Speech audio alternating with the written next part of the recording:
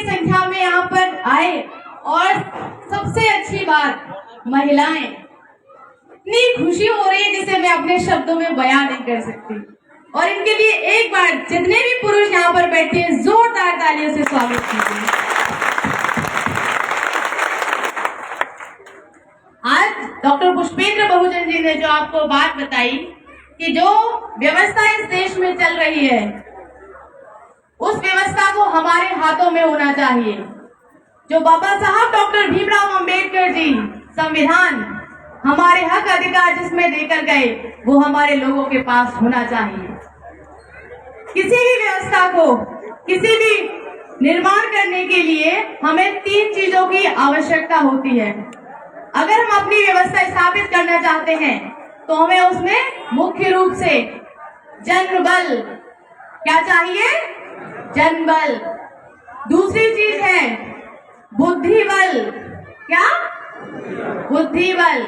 और तीसरी चीज है धनबल। चाहिए कि नहीं? तीनों चीजों की आवश्यकता है। बुद्धिबल, हम किसके वंशज हैं? सिंबल ऑफ नॉलेज किसे कहा जाता है? बाबा साहब डॉक्टर भीमराव अंबेडकर जी को। हम किसके वंशज हैं? बाबा के। तो बुद्धि की कमी हो सकती है क्या? नहीं हो सकती। दूसरी चीज जनबल, ये देश किसका है? हमारा। हम इस देश के क्या है? मूल निवासी। तो हमारा जनबल भी ज्यादा होगा कि नहीं होगा? होगा, और है भी। अभी कितना है? 85। और तीसरी चीज क्या है? धनबल। जब जनबल इतना बड़ा है, अगर ये जनबल एक रुपए भी देगा तो धन की कमी आएगी? आ सकती है? कभी नहीं आ सकती। और एक विडंबना ये है कि जो जनबल है इसमें आदि शक्ति हमेशा दिखती है, आदि घरों में ही रहती है, महिलाएं। और उनके जीवन का सबसे बड़ा रोड़ा है पर्दा। पर्दे के कारण ही वो घरों की दीवारों में छुपी हैं। वो हमारे बीच बैठने में संकोच करती हैं, ऐसी सभाओं में कम आती हैं। ये जो पर्दा है अधिकांश बहुओं के लिए किया जाता, बहुएं ही करती है जब शादी होती है। तो जब किसी भी बेटे को देखने जाते हैं, शादी के लिए पसंद करने जाते हैं अपने बेटे के लिए, तो जब उसको देखने जाते हैं तो पर्दे में होती है कि उसका चेहरा खुला होता है? खुला होता है, पर्दा नहीं होता है। और जब पक्की करने जाते हैं, गोद भरने जाते हैं, तो उसके चेहरे पे घूंघट होता है कि उसका चेहरा खुला होता है? खुला होता है। और जब उसकी शादी होती है सब लोग आते हैं, टेढ़े टेढ़े भेड़े सब इकट्ठे होते हैं, पूरी बारात आती है, तब उसका चेहरा खुला होता है कि ढका होता है? खुला होता है ना। और जब वो बेटी जब बहू बन के घर में आ जाती है तो फिर वो जब चेहरा खुला करके रखती है तो फिर बुरा क्यों लगता है? फिर वो बुरी कैसे हो जाती है? वहां तो सबके सामने पसंद करके आई, पूरे समाज के सामने उसको स्वीकार किया, और वही बेटी, वही बहू घर में आके अगर चेहरा खोलती है, चेहरा खोल के रखती है, तो सबसे ज्यादा बुरा किसको लगता है? सबसे ज्यादा बुरा वैसे लगता है किसको?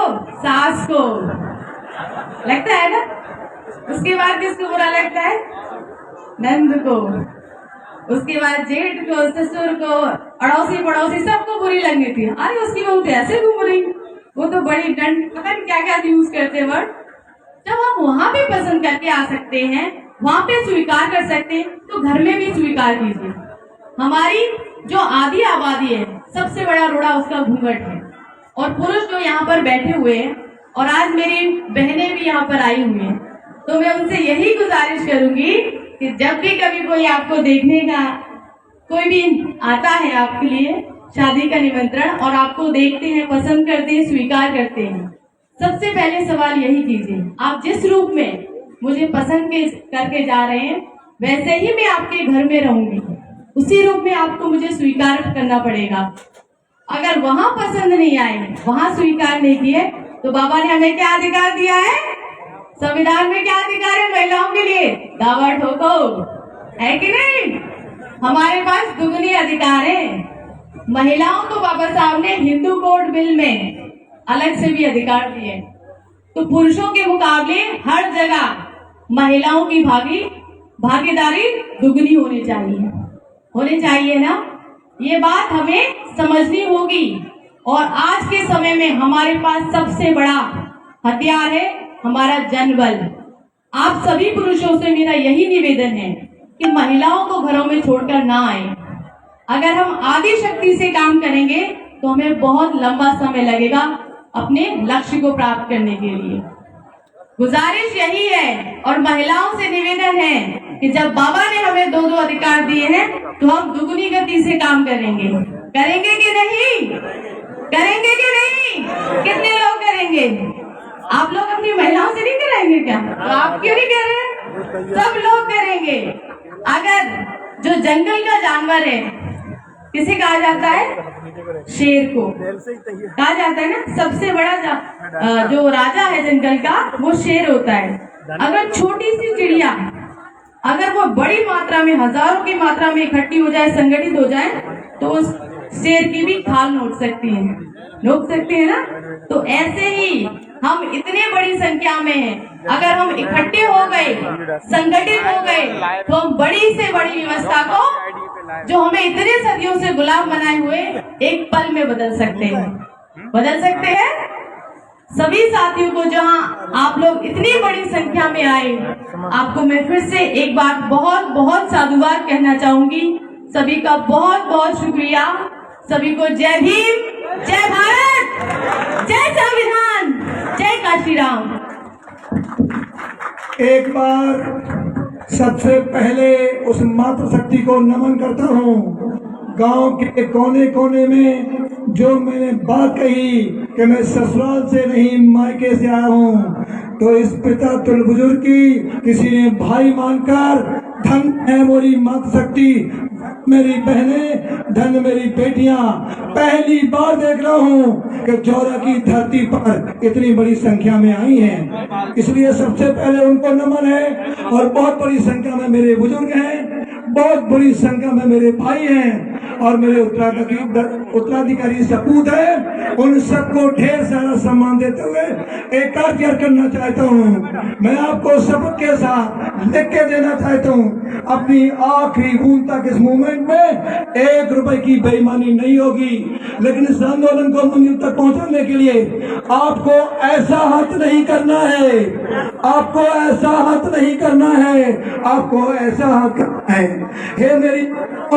हे मेरे भाइयों, ऐसा हाथ अच्छा नहीं होता। मांगने वाला हाथ अच्छा नहीं होता, देने वाला हाथ अच्छा होता है। तो जितने लोग आए हैं वो कुछ ना कुछ दे के जाएंगे। 1 रुपए से लेकर के जो उनकी इच्छा हो कुछ दे के जाएंगे। इसके लिए मैं 4-5 लोगों को निवेदन करता हूँ। आदरणीय डॉक्टर नत्थी सिंह कुशवाहा।